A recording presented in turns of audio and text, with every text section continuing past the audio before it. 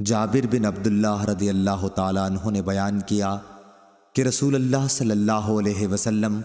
ہمیں اپنے تمام معاملات میں استخارہ کرنے کی اسی طرح تعلیم دیتے جس طرح قرآن کی کوئی سورت سکھلاتے۔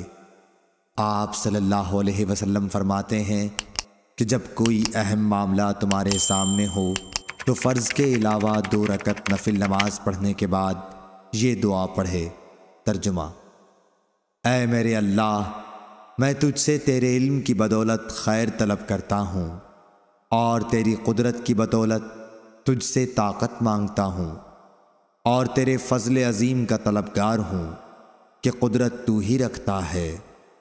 اور مجھے کوئی قدرت نہیں۔ علم تجھ ہی کو ہے اور میں کچھ نہیں جانتا، اور تو تمام پوشیدہ باتوں کو جاننے والا ہے۔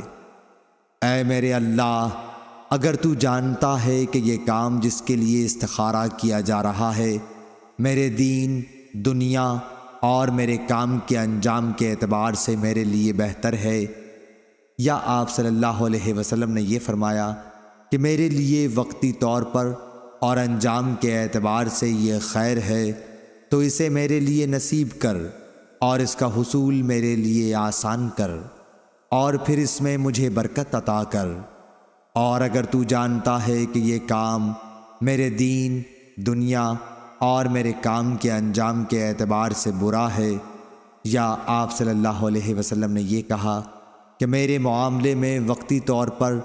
اور انجام کے اعتبار سے برا ہے، تو اسے مجھ سے ہٹا دے اور مجھے اس سے ہٹا دے، پھر میرے لیے خیر مقدر فرما دے جہاں بھی وہ ہو، اس سے میرے دل کو مطمئن بھی کر دے۔ آپ صلی اللہ علیہ وسلم نے فرمایا کہ اس کام کی جگہ اس کام کا نام لے۔ صحیح بخاری حدیث نمبر 1162۔